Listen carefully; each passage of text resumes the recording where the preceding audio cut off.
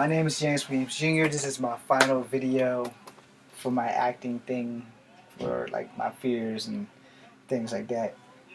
So, as I left off, we were talking about Native Americans being Asian and how things were going to go and stuff like that. So I want to touch on my final thing because it has something to do with martial arts, and one of my seafoods that had passed away through the art of harikari or seppuku, depending on if you want to go the Chinese route or the Japanese route. Now, technically, he only did it half right. He did not have his star pupil behead him, because that would also count as murder, not suicide.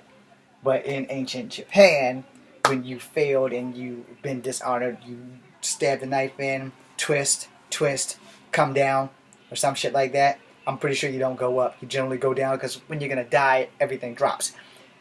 And then your star pupil, who will now become a ronin, slices off your head.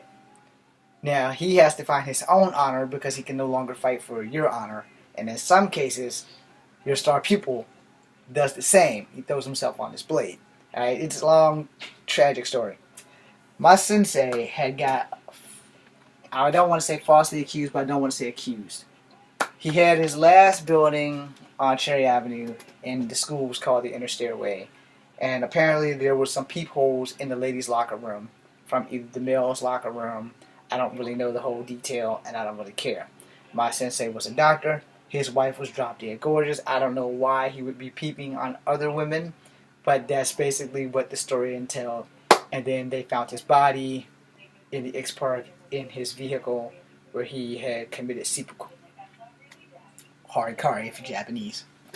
And it has always affected me because I had just spoke to him before this because I was going back to taking Taekwondo. I was going to get a belt in his class so that I could start my own school and do whatever I wanted to do with it so far. Because back then, I wasn't thinking about acting. I was only thinking about Kung Fu because that's what I wanted to do. Even though it was Taekwondo and a Karate and a Kido at that school, I just needed a belt in something so that I could teach something else. Rules have been a lot lapsed and changed and things now, so I have to do more research on actually being able to open up a school or whatever. Which is why I wanted to make movies so that people will come to me, they will come to me to learn my way of Kung Fu. So, when he committed seppuku, it was one of the worst times of my life, because I was like, I was slowly getting my shit together, and this is way before the 2000s. This is like 94, 95, after I had got out of high school or whatever. I think it's like 96 when he committed suicide, and it might have been 97. I don't know, between 95 and 97, let's just put it that way, because I don't want to tell you a lie. As I know, I got out of high school, I went with him in high school from like the 9th or 10th grade until the 11th grade, and I had to have a choice: pay for classes and lose my car, or keep working and pay for my car. And he was more than willing to work with me, but I just couldn't afford it. And at the time I was working at Kegler's, and his building was at the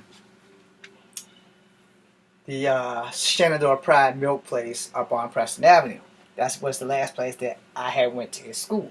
Now, the rent there must have jumped up or something because he moved to Cherry Avenue, like right across the street from the Independent Resource Center. It's now a tax place.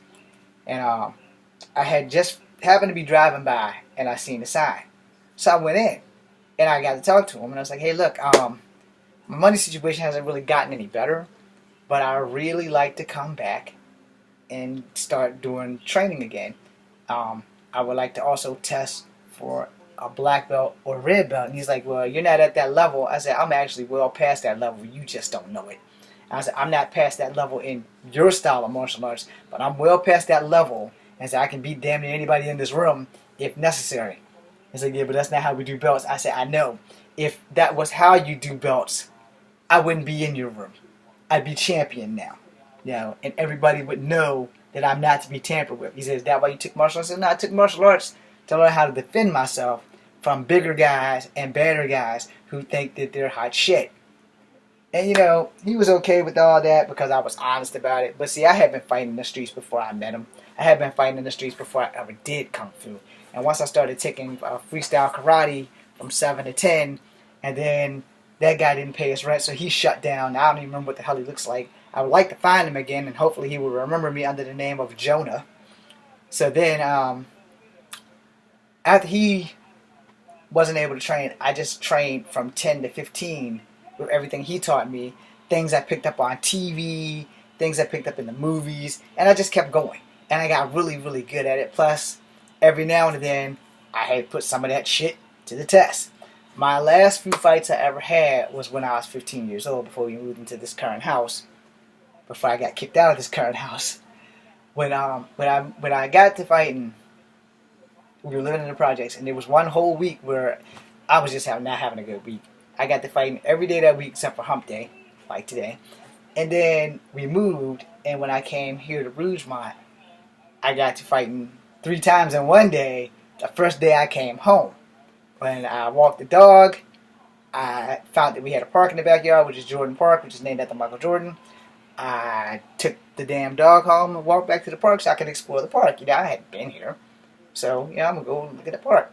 And I bumped into a guy, and he was dumb 3 times. I'm leaving his name off. There's no need to relive it. There's no need for you guys to, try and figure all this crap out. But the bottom line was, he was bigger than me. I put him in the chokehold twice, and then I put him in the Cobra Clutch.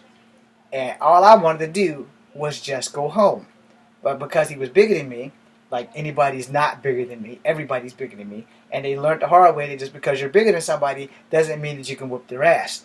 So, that being said, I went home. He said that the neighborhood was his, and I said, that's fine. If you leave me and my family alone, there won't be a problem. No. And he didn't want to see it that way. He said the neighborhood was his, and then me and his family was his.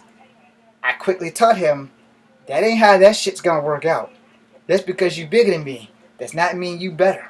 I grew up fighting. I've been fighting since I was 6 years old. I know my way around a fight. I know how many hits I can take before I go to sleep. Which means I'm not gonna let that happen. Probably about 7 hits. But anyway, I'm not gonna sit there and just let you beat my ass. That's just not gonna happen. So after that happened, by the time I got to Mr. Ennis, we had been here for at least a year, and he was working downtown at the Inner Stairway. It was downtown. Now it's a foot massage parlor. It's right next to the Men and Boys shop or some shit like that. And so when I went there, I did well. I had a black Turismo at the time, so I had just got the car, just got my license, but I never drove the car to Kung Fu practice because it was in walking distance. And what better way to test your skills than to walk home from a martial arts store. And we had sparring matches, and I did things that he didn't teach us. And he's like, hey, look, I didn't teach you that. Why are you using that? I was like, hey, look, my back's against the wall. The guy's bigger, the guy's stronger. I got to survive. That's what I was taught before I got to your school. Okay, well, you can't do that here. Okay, so I didn't do what he didn't teach me. I started doing what he taught me for Taekwondo. Then when we moved to Preston Avenue, that's when I started having more problems with my money. And I was working at Kegler's at the time, and so I was having that, and I was having this guy that wouldn't stop calling me Chief on top of that. So for those 3 years, I went to him until the 11th grade of high school, and then I just couldn't afford to go anymore. And I talked to him and everything. He's like, okay, well, enjoy your journey. The school will always be here. You will always be welcome back. And so we had a good understanding, and I had to pay for my car by myself. I was a high school kid, so I wasn't making a lot of money, and every dime I made from Kegler's went into my car and my car insurance and my car's gas tank. So that should tell you I was pretty much screwed from that point on. So then, a little time goes past. I get a better job. I see him on Cherry Avenue. I'm trying to get back into school, and then before I knew it, the guy's dead.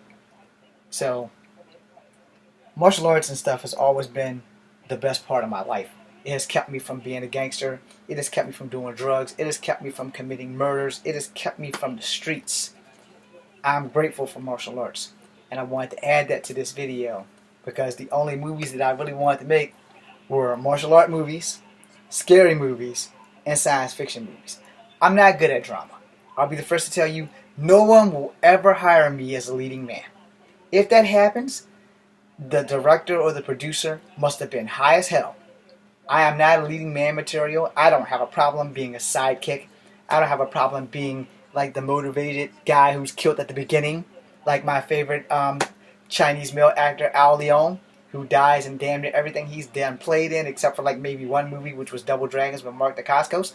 So outside of that, I will be the mixed Ao Leong. I'll take whatever the hell I can get, as long as my stipulations and stuff are taken into account, and as long as I get a paycheck.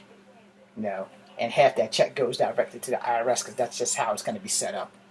You know, it has to be that way. Damn. Okay, so on that loud crashing note, I'm going to end this video so I can bust out laughing. I'm James Williams here. This is Kung Fu Havoc number 2. Be seeing you.